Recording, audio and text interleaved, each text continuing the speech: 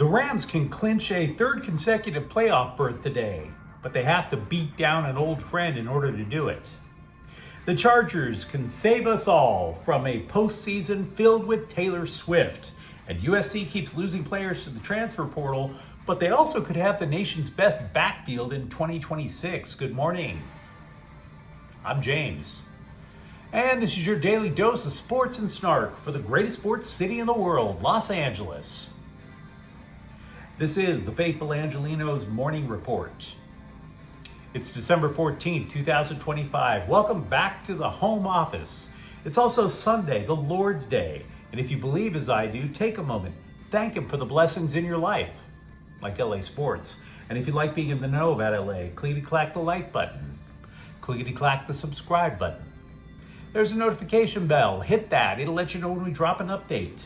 Sharing is caring. Let people know we exist. And by all means, comment. Now, we have an expanded look at the scoreboard today because it's still football season. But we're going to start off with 8th ranked Gonzaga, 82. 25th ranked UCLA, 72. The game was up in Seattle. Tyler Bilodeau scored 24 for the Bruins. There were a number of things I could bring up in this game. For example, if it were in Southern California, would there be a different result? But the main thing that's stuck in my mind is Gonzaga is used to playing tough teams. The Bruins are the 5th ranked team that they've faced so far this year, and they're 4-1. Also last night, Calgary edged the Kings 2-1 in overtime. As for today, Detroit is at the Rams at 125. If LA wins, they qualify for the playoffs. Now, for that to happen, I think this game is all about the Rams' new fearsome foursome. Because we know the offense is going to put up points. Matthew Stafford, he's just been raining points all over creation. But Jared Goff has been a thorn in Sean McVay's side. No matter how much they claim otherwise, no matter how much they talk the nicest of the nice things that ever niced, they can sweet talk each other like Keith Sweat and Ralph Tresvant. Don't buy it. Don't buy it. Goff wants to stick it to the Rams. And he has the ability to stick it to the Rams. So that's where the Rams' defensive front comes in. Detroit is undefeated when Goff isn't sacked. They're 4-5 when he does. And the Rams average almost 3 sacks a game. I mean, sacks are even worse than penalties because you lose a down in addition to yards. It kills drives. Furthermore, 4 Detroit offensive linemen won't be able to play today. Not that they were all starters, but it definitely harms the depth. So if the Rams front can get to Goff, then Stafford will have more chances to make this a multi-score game, and the Lions will not be able to keep up in a shootout. Not to mention the fact that Detroit is flying cross country, and I know how long that flight is, so I like the Rams today. Also, the Chargers are at Kansas City at 10 a.m. I know that we have not been subjected to that unyielding torrent of cringe Taylor Swift reaction clips like we all had to endure last season. But that's what makes this game so much more important. Because Travis Kelce is now 136 years old. That means if somehow the Chiefs qualify for the playoffs and his retirement is looming, the networks won't be able to help themselves. Oh, there's Tay-Tay for the 3,000th time this morning. Yeah, you might think she's a middle-aged broad still cosplaying to be a teenager, just doting on her high school football boyfriend BF. If the Chiefs somehow manage to qualify, it's the NFL's last gasp to desperately add barely legal girls to the fan base. So yeah, it's very important for the Chargers to win. And both teams are going to fight today as if their lives depended on it. The Chargers are opening a 2-game road trip. It's extremely difficult, by the way, to sweep both. We should expect the Bolts to drop at least one. So which game did the Chargers face plant? Well, my guess is it's going to be next week in Dallas. Here's why. Today I look at both teams. the Chiefs and Chargers.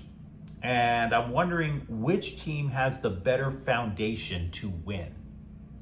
Because they are neither one of them are perfect. They are far from complete. So which unit or player is functioning at a high enough level to get the W? Well, neither offense is. The Chiefs' offensive line isn't as bad as the Bolts, but Patrick Mahomes is vulnerable for the first time in his career. And that's why I'm looking at a Chargers defense. They're top 10 in yards allowed per game. They're top 10 in points conceded, top 10 in turnovers created, top 10 in sacks. Now, because of that, I think the Chargers have enough of a foundation to win this game today. Even if it's close, right now, Cameron Dicker is way more accurate than Harrison Butker.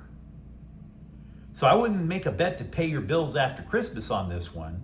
If Kansas City had their typical offensive line, I'd take the Chiefs. But they don't, so I'm taking the Bolts. Also today, the Lakers are at Phoenix at 5 and Washington State is at USC basketball at 4:30. So with all that out of the way, what do you say we get to the news? Former junior college offensive player of the year, Wayman Jordan, who thrilled USC fans for half the year until he blasted out his ankle, will return to the Trojans for his senior season.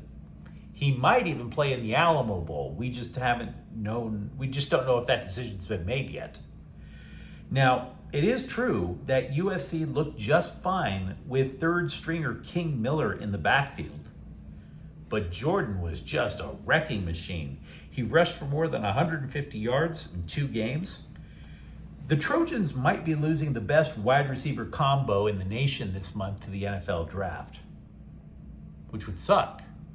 But Lincoln Riley might adjust his offense if he returned with the best 1-2 running back combo in the nation. Pretty tantalizing when you think about it. The Trojans have lost, by my count, 11 players to the transfer portal. Yesterday, wide receiver Prince Strachan he transferred in from Boise State, but he only played in 1 game for USC. He caught a 25-yard pass against Missouri State in August, injured his ankle, simply didn't catch up to the rest of the roster. He's gone. For that matter, running back Harry Dalton also entered the portal. So we have USC news to discuss. Feel free to let me know what you think. I am assuming, I have this mental picture in my mind that when J.J. Redick said he was considering changing the rotation to improve the defense, I have this vision in my mind of Jared Vanderbilt flapping his arms like a plucked chicken. Look here, you know? Vanderbilt told the LA Times, quote, "Oh yeah, I'm pretty eager. I think a lot of the stuff we lack, I think I can help provide on that end," unquote. See, Vanderbilt is one-dimensional. He's a complete void on offense.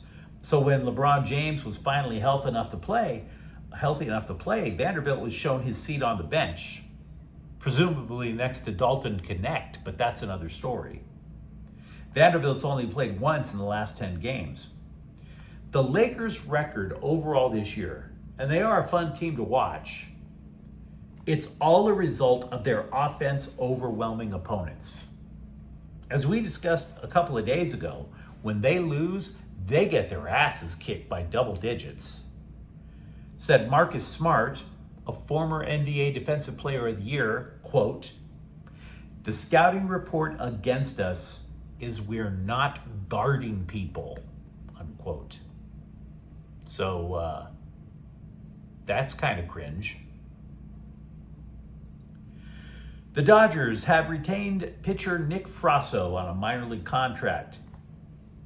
He was once part of this absolutely dominant 6-man rotation in AA Tulsa, Oklahoma. Scouts believed all 6 of those starters were destined for the majors. Maybe not all of them aces, but to be all quality. And by the way, many of those pitchers did reach the show. River Ryan, Ben Kasparius, remember him? Landon Knack, Emmett Sheehan. Now, Frasso, unfortunately, needed his torn shoulder labrum repaired, and he had hip problems. So that set him back an entire year.